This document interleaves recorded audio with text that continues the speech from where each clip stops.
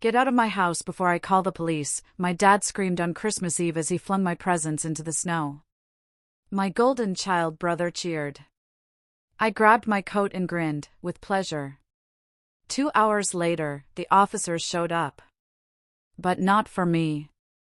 They came to remove the squatters trespassing in my home. My name is Olivia Campbell, I'm 32 years old, and this is the story of how the worst Christmas Eve of my life became the most expensive, brutal lesson my family ever learned about property law, hidden ownership, and what happens when you mistake the landlord for a beggar. For 8 long years, I sent $3,500 home every single month, like clockwork. Direct deposit, first of the month, never missed. Not once. That money covered my mom's medical bills, my dad's gaping retirement hole, and my brother Marcus's temporary setbacks that somehow became utterly permanent. I have the bank statements to prove it. 96 consecutive transfers, totaling a staggering $336,000. But here's the crushing truth about being the invisible daughter: your contributions become someone else's story. Every single family dinner, Dad would raise his glass to Marcus. "Thank God for our son's support," he'd declare, while Marcus would just nod, humble, accepting praise for money he never even saw. Mom's heartfelt thank you cards?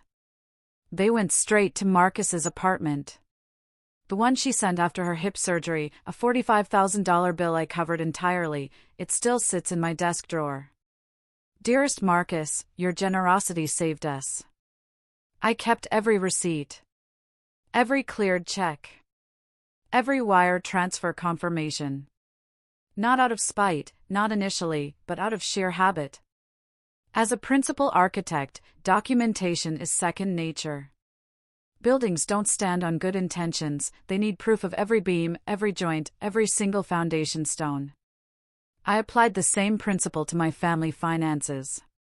The truth would surface eventually, I told myself. Truth always does. What I didn't expect was that when it finally emerged, it would arrive with police sirens and eviction notices.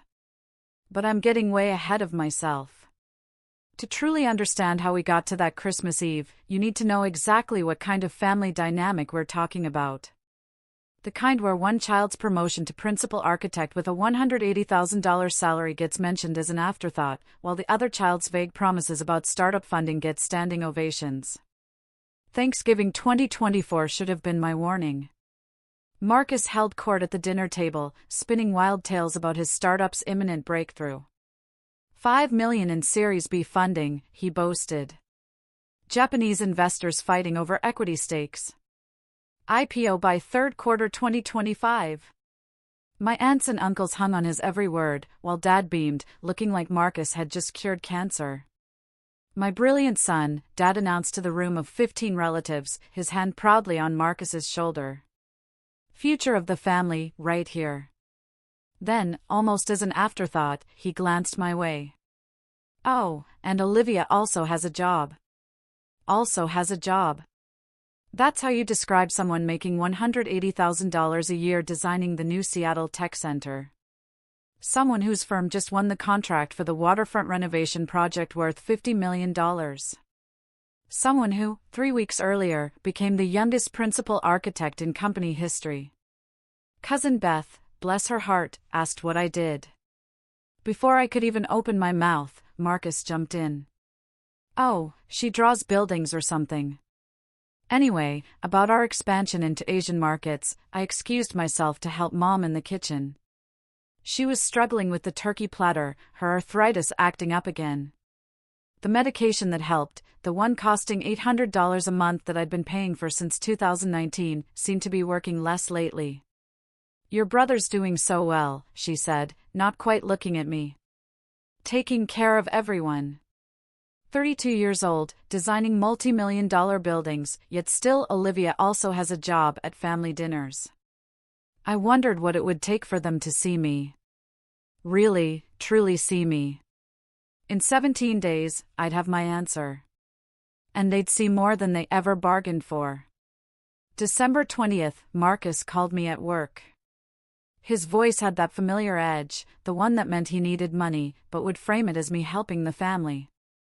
Olivia, we need to talk about the house situation. The house situation. That's what he called being $500,000 in debt with 3 investors pulling out and 2 lawsuits pending. His startup, supposedly worth millions last month, was hemorrhaging money faster than a severed artery. I need you to co-sign some paperwork, he continued, trying for casual. Just a formality. We're using Mom and Dad's house as collateral for a bridge loan. Mom and Dad's house. The Victorian on Maple Avenue. For bedrooms, 3 baths, original hardwood floors, worth $2.8 million in today's market. The house where we grew up. The house Dad lost to the bank in 2021 due to a gambling debt he still won't admit existed. Send me the documents, I said, my voice flat, knowing exactly what I'd find. The email arrived within minutes. Loan application for $500,000. My signature required as family guarantor. The collateral, 47 Maple Avenue, Seattle, Washington. Property owners, Robert and Linda Campbell. Except Robert and Linda Campbell hadn't owned that property for 3 years. I opened my office safe and pulled out a folder marked Emerald Property LLC.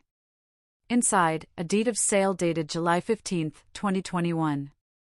Purchase price, $1.4 million. Buyer, Emerald Property LLC. Sole member, Olivia Campbell. The house they wanted to mortgage had my name on it since July 2021. They just didn't know it yet. Family helps family, Dad would always say. He was right. I'd been helping all along, just not in the way they thought. December 23rd. The manipulation intensified. Mom texted me at 6 a.m. Please help your brother, sweetheart. He's the only one looking after us. By noon, I had 17 messages from various family members. Aunt Patricia called me selfish. Uncle Tony said I was betraying family values. Cousin Derek, who borrowed $5,000 from me in 2020 and never paid it back, lectured me about loyalty. Marcus had been busy. He told everyone I was sitting on massive savings while refusing to help save the family home. The narrative was perfect. Successful sister watches as generous brother loses everything trying to support aging parents. What Marcus didn't mention. The aging parents he was supposedly supporting hadn't received a cent from him in 5 years. The medical bills, the property taxes, the home repairs, all came from my selfish bank account. That evening, Mom called. 15 people are coming for Christmas Eve dinner tomorrow. Please don't make a scene. Just sign the papers for family unity. Family unity. The kind where one person pays and another takes credit. The kind where truth is less important than appearance. I sat in my downtown condo, looking at the property deed in my hands. Emerald Property LLC was formed in 2021 when I realized Dad's gambling would cost them everything.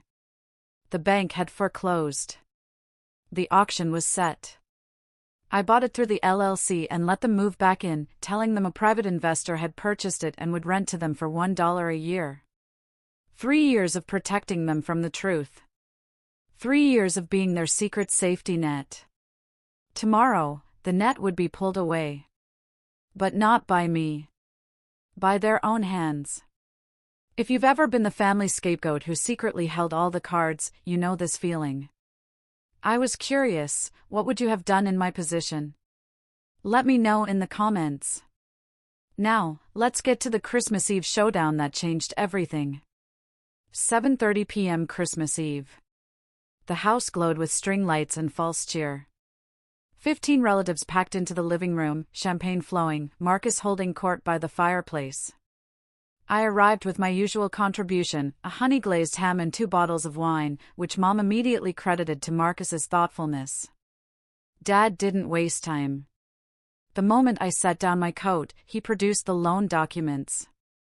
Olivia, we need this signed tonight. His voice carried across the room, intentionally loud, before the banks close for the holiday. Every conversation stopped. 15 pairs of eyes turned to me. What documents?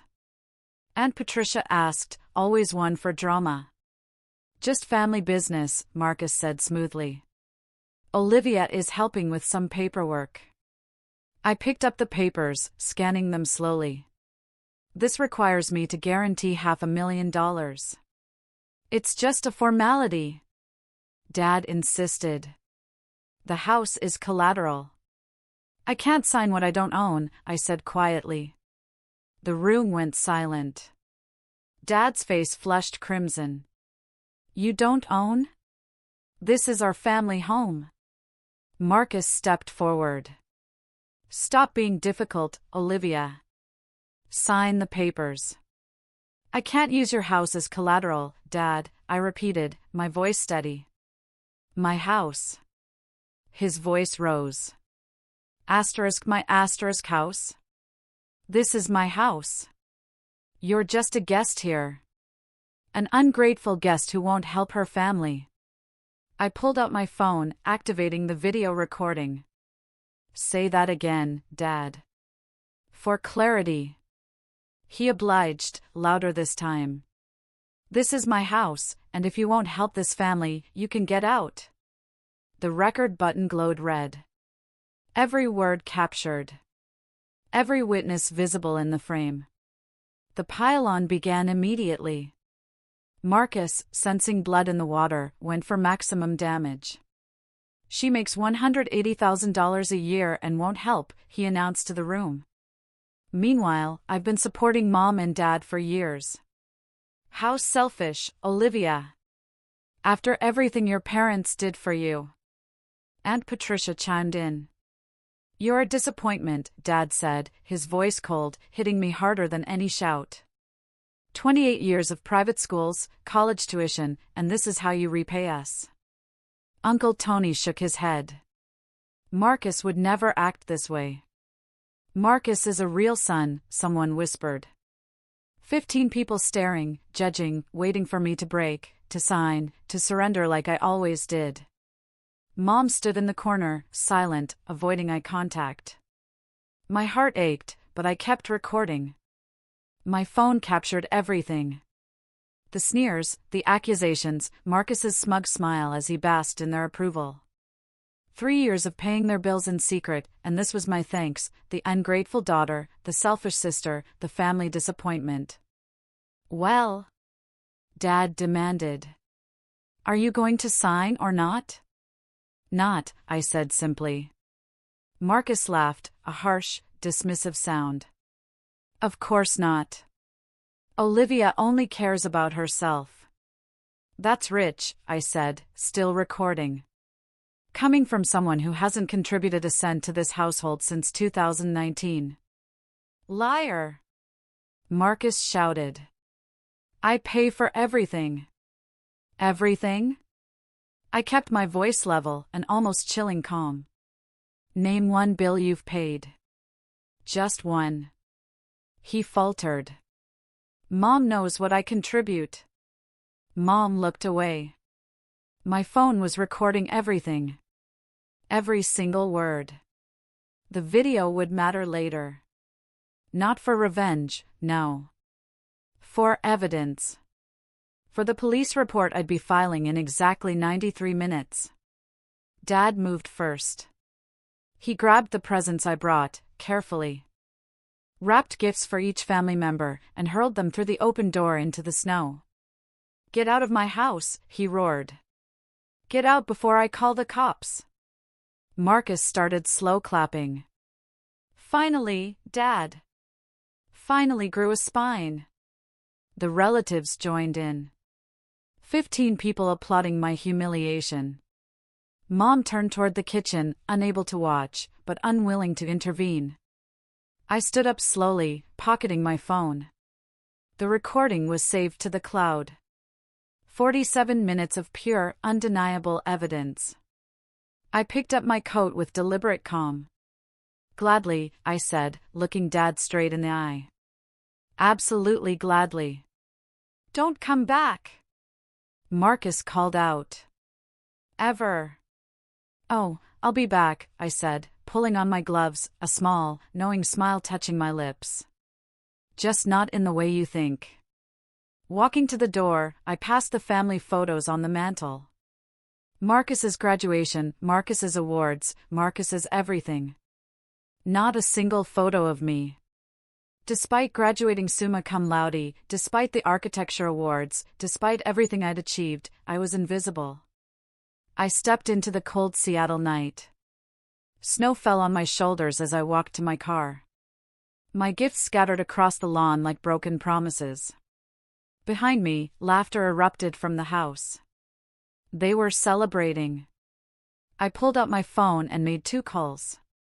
First, to Jennifer, my attorney. Jennifer, yes. It's time. Execute the eviction notice on Christmas Eve? She asked, a hint of surprise in her voice. That's cold, Olivia. They just threw me out on camera, with 15 witnesses, I replied, my voice steady. Perfect. 4th violation. I'll call the police now, she confirmed. The second call was simpler. 911, I need to report trespassers at 47 Maple Avenue. Let me take you back to 2021. Dad had been gambling for years, but that summer it spiraled. Poker games became poker debts. Debts became liens. By July, the bank foreclosed on 47 Maple Avenue. I found out through a routine credit check. My parents' home was scheduled for auction in 2 weeks. $400,000 in gambling debts, all hidden from Mom, all destroying their future. I could have confronted him. Could have staged an intervention. Instead, I did what I do best. I solved the problem quietly. Emerald Property LLC was formed on July 10, 2021. 5 days later, I attended the foreclosure auction with a cashier's check for $1.4 million. The other bidders were flippers, looking for profit. I was a daughter looking to protect her parents, even if they'd never protected me. The deed was transferred to Emerald Property LLC on July 20th.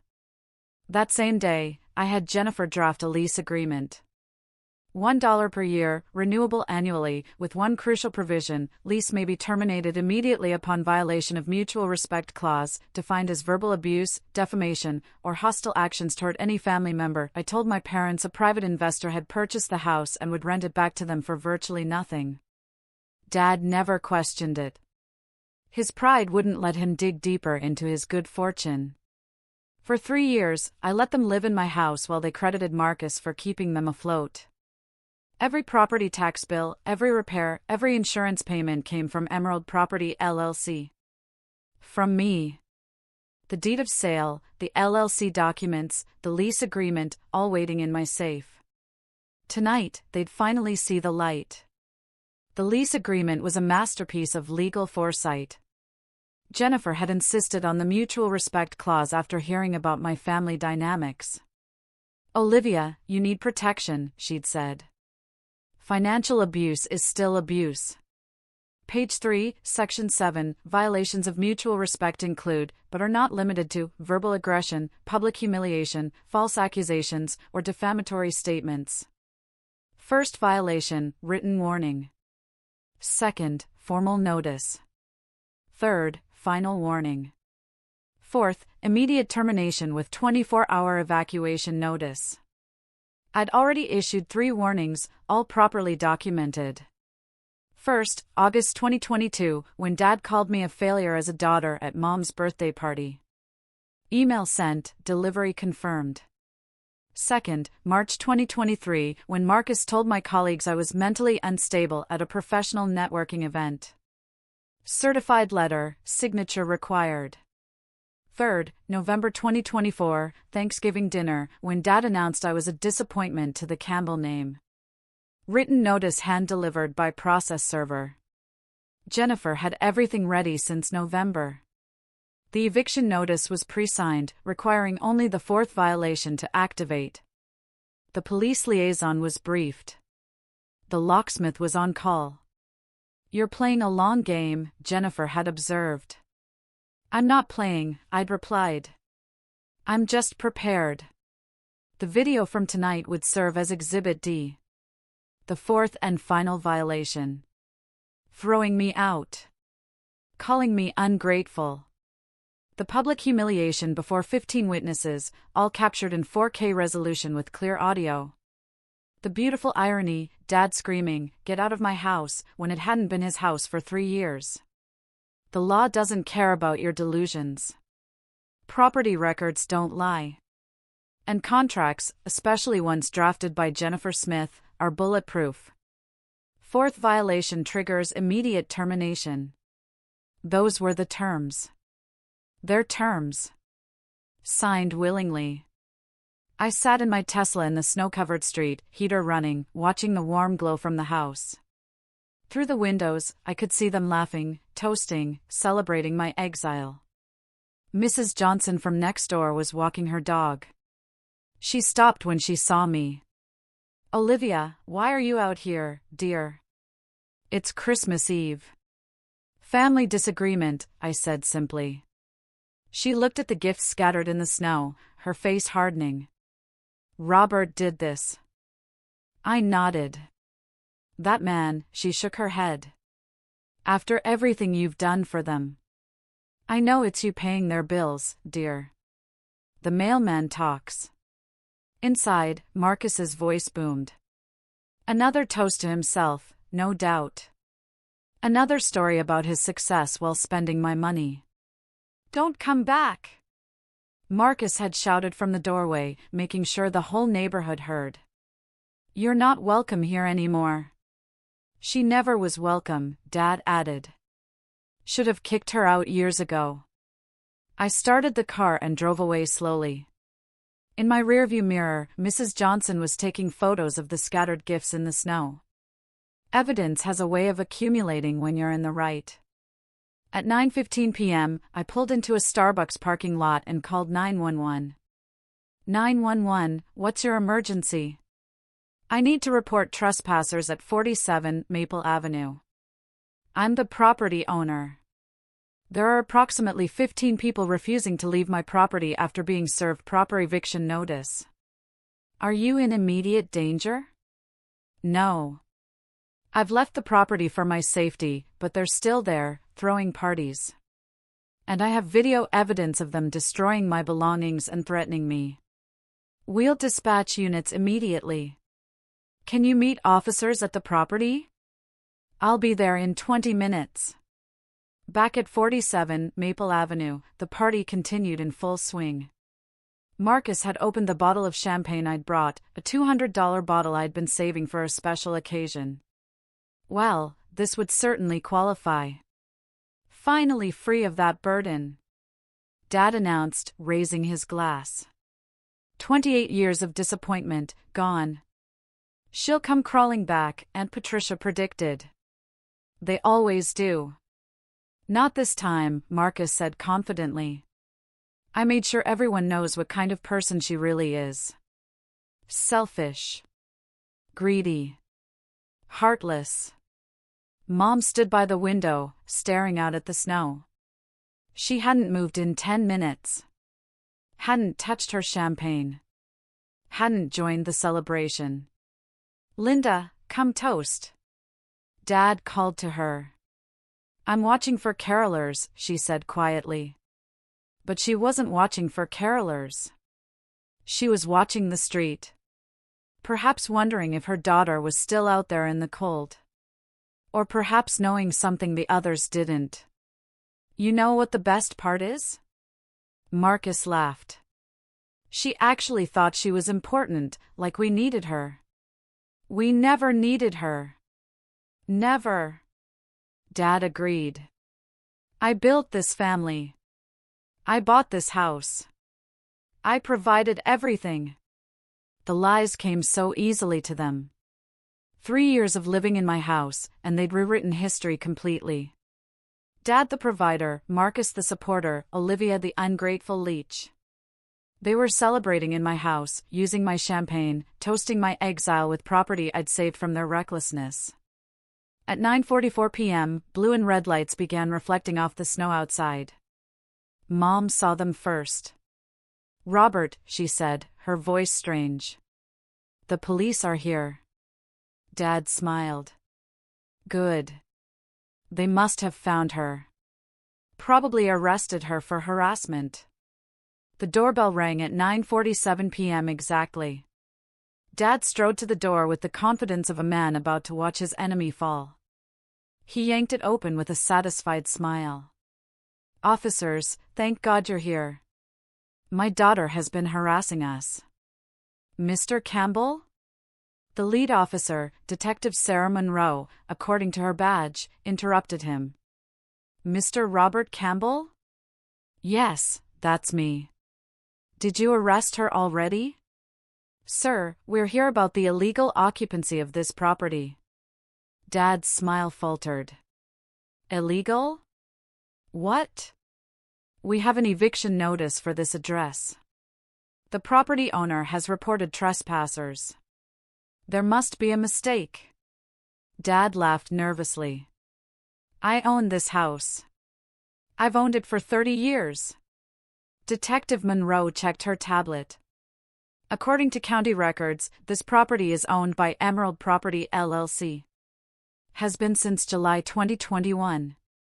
The color drained from Dad's face. Behind him, the party had gone silent. 15 people straining to hear. That's impossible. Check again. Sir, we've verified the records. The owner, Ms. Olivia Campbell, has provided documentation of lease violations and has requested immediate enforcement of the eviction notice. Olivia? Marcus pushed past Dad. This is fraud. She's lying. Detective Monroe looked unmoved. Sir, I need everyone to step outside while we verify documents. We're not going anywhere. Dad shouted. This is my house. Sir, Detective Monroe's voice carried authority. You can step outside voluntarily, or we can escalate the situation. Your choice. Mom appeared in the doorway. Her face pale, but, surprisingly, unsurprised. Robert, just do what they say. Linda, they're saying Olivia owns our house. Mom looked him straight in the eye. I know. The silence that followed was deafening. The look on his face when he realized, priceless. If you think toxic families never face consequences, you need to see what happens next. Drop a comment about your own family boundary victories. And remember to like this video if you believe in karma. Now for the moment everything flipped. Detective Monroe held up her tablet, displaying the official county record. Emerald Property LLC purchased July 15, 2021, for $1.4 million. Sole member, Olivia Campbell. She handed Dad a folder. Inside, the deed of sale, the LLC registration, the lease agreement with his signature, and tonight's eviction notice. This is the legal owner, Monroe stated, showing them a printout of my driver's license. The 15 party guests had crowded behind Dad. Phones out, recording everything. The Campbell family Christmas meltdown was going viral in real time. But the foreclosure, Dad stammered. Yes, the property was foreclosed by First National Bank on July 8, 2021.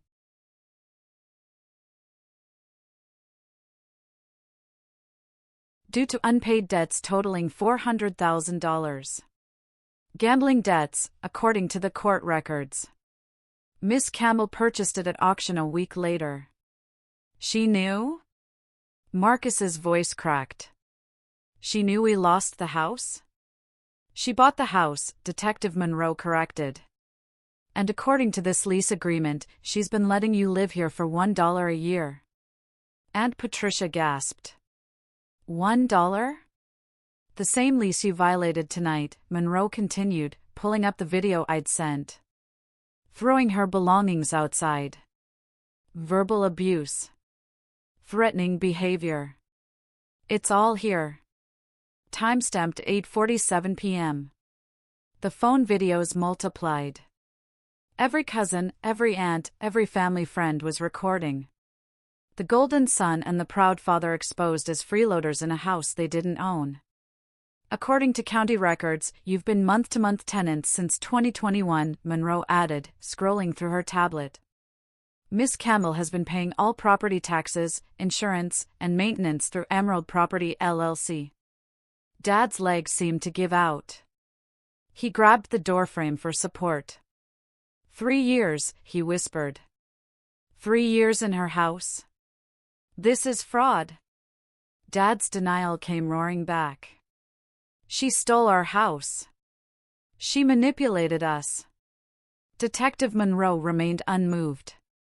Sir, she bought it legally from the bank after it was foreclosed. I never lost the house to foreclosure. Monroe pulled up another document. Case number 2021 CG 4782. Robert Campbell, defendant. Foreclosure granted for non-payment of mortgage due to gambling debts totaling $400,000. 3 casino liens. 2 private poker debts. It's all public record. The neighbors had started gathering. Mrs. Johnson stood on her lawn, phone raised. Mr. Patterson from across the street. The Hendersons from 2 doors down. Everyone watching Robert Campbell's empire crumble. The $400,000 poker debt. Mrs. Johnson called out. That's why you lost the house, Robert. And you let everyone think you were successful. Marcus tried damage control. This is a misunderstanding. Olivia's confused. Sir, Monroe cut him off. I've checked the database 3 times. Your sister legally owns this property. Has for 3 years. But she never said anything. According to the lease, she told you a private investor bought it. That investor was her LLC. Dad turned to Mom, his face a mask of disbelief. Did you know about this? Mom's silence was answer enough. The bills stopped coming in 2021, Robert. No mortgage statements, no property tax notices, nothing. But the house stayed warm. The lights stayed on. Only Olivia would protect us like that. You knew, he suspected. A mother knows who really pays the bills. The crowd grew larger. Someone had started a Facebook Live. Campbell family evicted from daughter's house was already trending in local groups. Check again. Dad demanded desperately. There has to be a mistake. Sir, there's no mistake. You have 1 hour to collect your belongings. Marcus's phone rang. The Japanese investor. He answered with forced confidence, walking away from the crowd. Yamamoto-san. Yes, just a small family matter. No, the house is, well, it's, everyone could hear the angry Japanese through the speaker. Marcus's face went white. The collateral? It's technically not exactly ours. The shouting intensified. Marcus held the phone away from his ear. Please, Yamamoto-san, we can find other. The line went dead. Marcus stared at his phone like it had betrayed him. They pulled out, he said numbly. 2 million gone. He turned to me, just as I arrived back at the property with Jennifer. You destroyed my company. No, Marcus, I said calmly. You destroyed your company by lying about assets you didn't own. I just owned the house you've been living in rent-free for 3 years. Rent-free? Uncle Tony exclaimed. But Marcus said he was paying. $1 a year, Jennifer interjected, holding up the lease. That's what Ms. Campbell has been charging them, while she paid $8,500 a month in property taxes, insurance, and maintenance. The math was sinking in. 3 years, $8,500 a month, over $300,000 in carrying costs, while they paid $3. She could have charged market rent, Jennifer continued. This house would fetch $8,500 monthly easily. Instead, she protected them, until tonight. Marcus's phone buzzed with notifications. Email after email. The other investors, they're all pulling out. The news is everywhere. Someone showed their phone. The video had hit Reddit. Golden child discovers sister owns his house. 50,000 upvotes in an hour. Yamamoto-san terminated our partnership effective immediately, Marcus said, his voice hollow. My reputation. Everything. Gone. Mom stepped forward, her voice clear for the first time all night. I knew, Robert.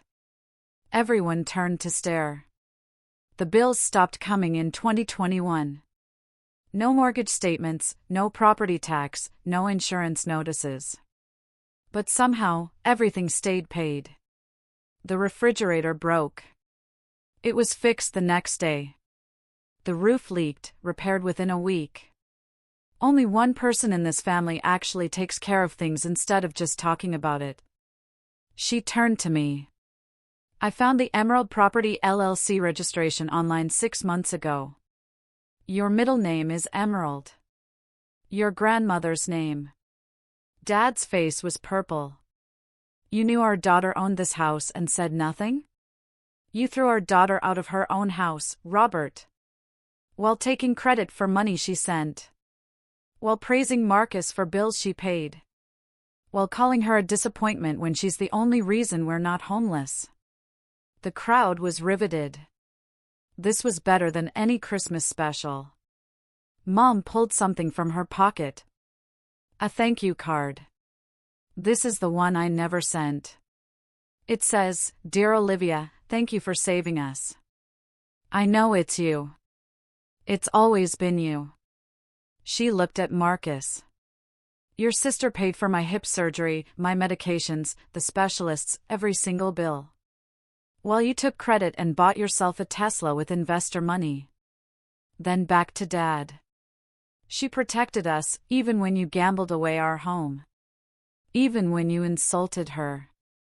Even when you loved the idea of a successful son more than the reality of a successful daughter. Mom walked over to me. I'm sorry, Olivia. For staying silent. For letting them hurt you. For being too weak to stand up for the only child who actually stood up for us. You have 1 hour to pack essentials, Detective Monroe announced. Personal items only.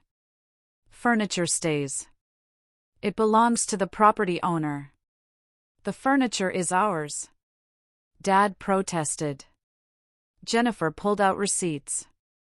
Actually, all furniture was purchased by Emerald Property LLC in 2021 after the foreclosure. Ms. Campbell furnished the entire house. You've been using her furniture, her appliances, everything. The crowd had grown to 30 people. Someone had started an Instagram Live. Millionaire architect evicts toxic family was the caption. Views climbed, 10K, 50K, 100K. Mrs. Johnson called out, Robert, is this why you've been acting so high and mighty, living in your daughter's house while calling her a failure? The family members who'd been celebrating my exile were now edging toward their cars. Aunt Patricia tried to slip away unnoticed. Patricia! I called out. Weren't you just calling me selfish? She froze, her face red. The cameras turned to her. Uncle Tony was already at his car. Cousin Derek had vanished entirely.